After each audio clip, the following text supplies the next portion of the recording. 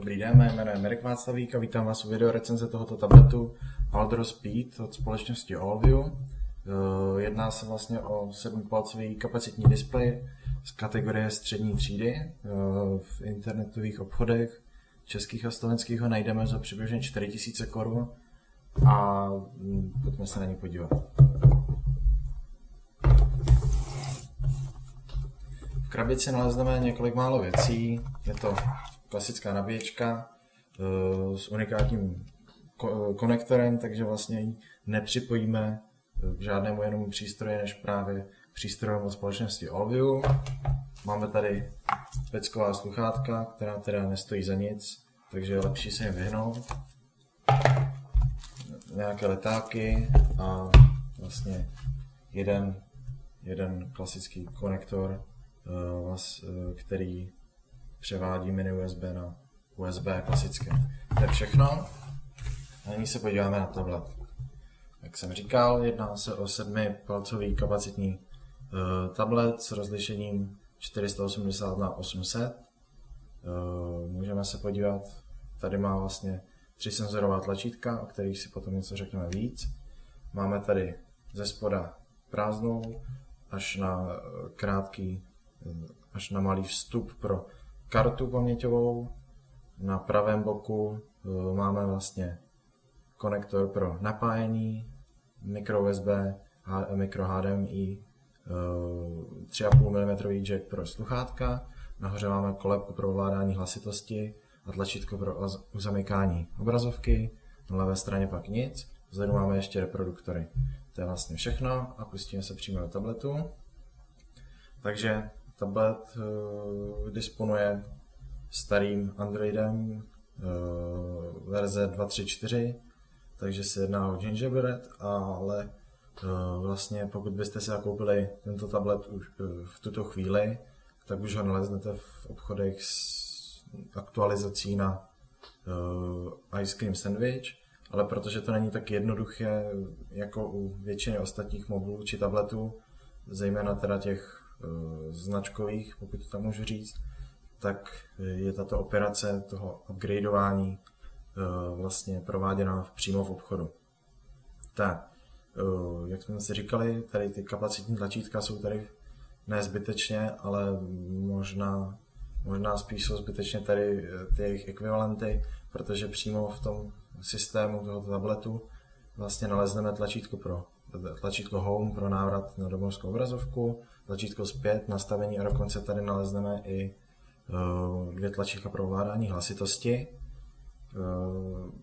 Jedná se o klasický Android 2.3.4, takže nejedná se ani o Honeycomb, ani o Ice Cream Sandwich, které jsou upraveny pro tablety.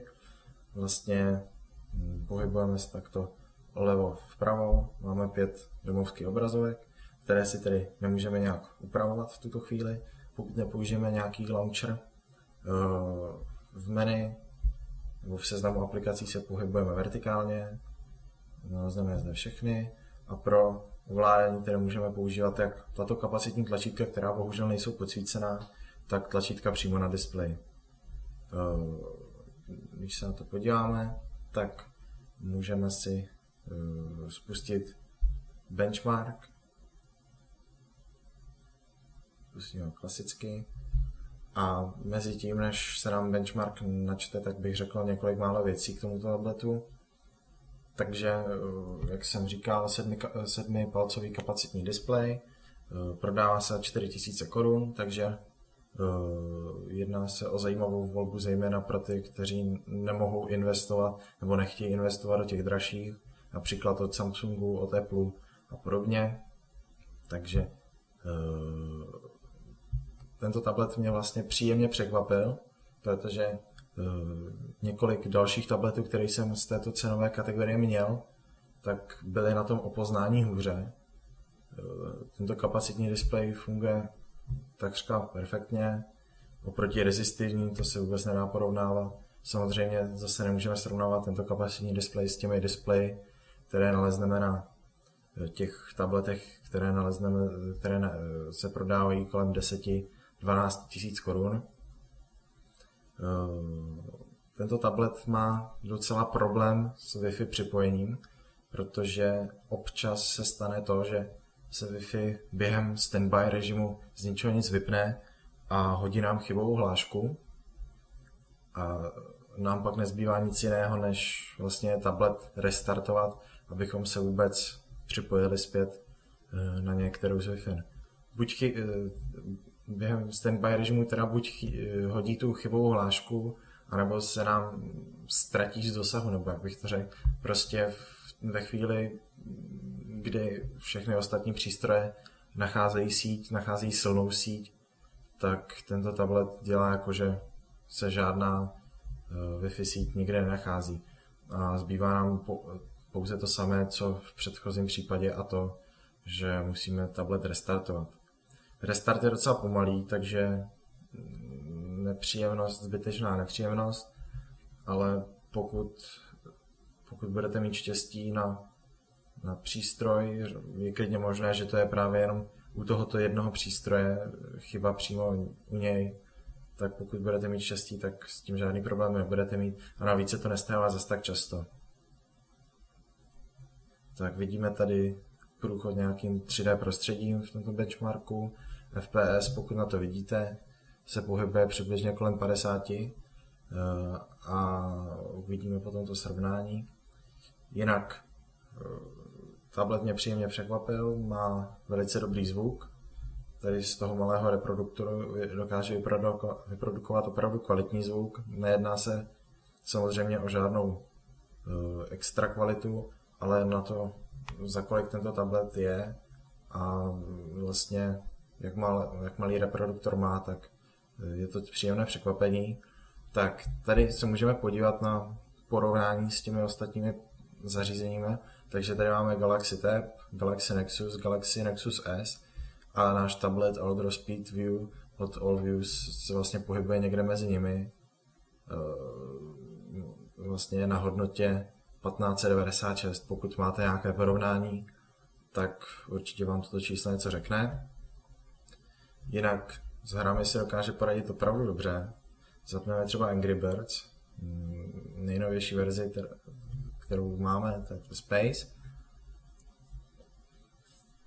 Vlastně tento tablet není primárně určen k žádnému tvoření obsahu, ostatně jako všechny, ale u ostatních to jde docela dobře, nebo v celku dobře, zatímco tady u toho 7palcového jde opravdu jenom o konzumaci toho obsahu a velice se hodí na hraní her.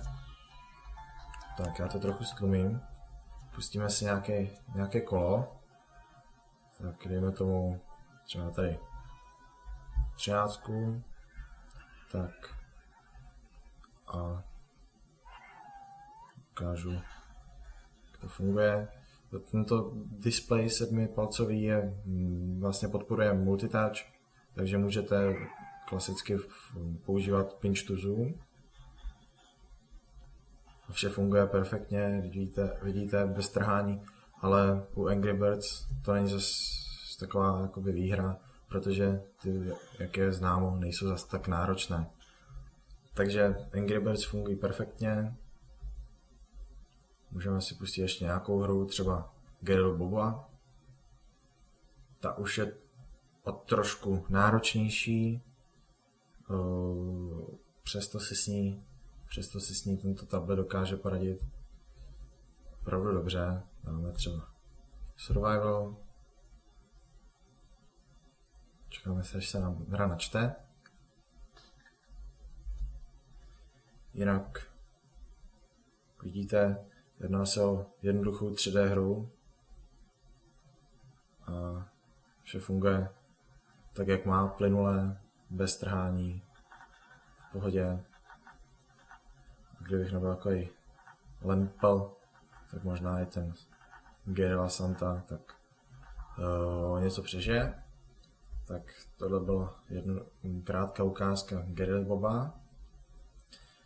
Můžeme si pustit ještě o něco náročnější hru. To bude Brothers in Arms.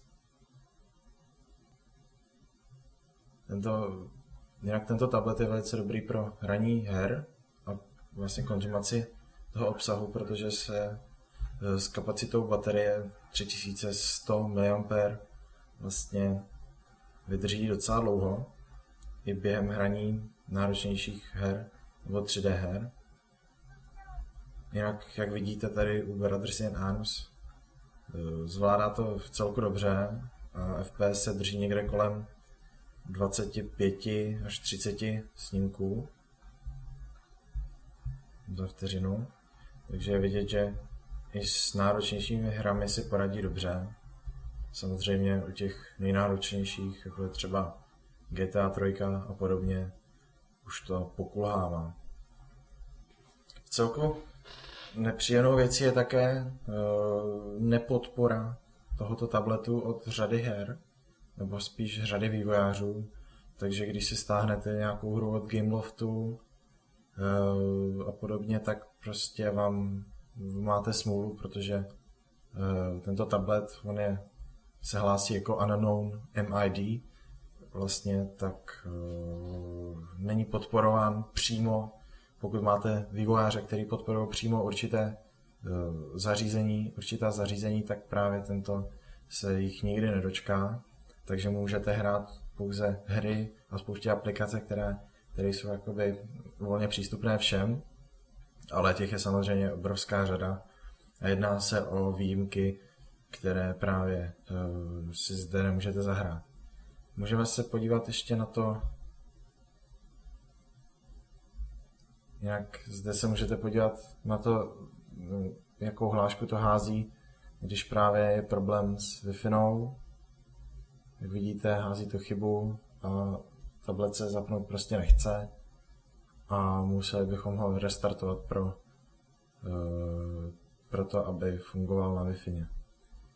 Takže abych to nějak krátce shrnul, tento levný tablet za 4000 se 7palcovým kapacitním multitouch displejem o kapacitě 480 na 800 pixelů je velice příjemným překvapením až na několik drobností a jednu teda velkou chybu nebo jednu velkou věc ohledně té Wi-Fi.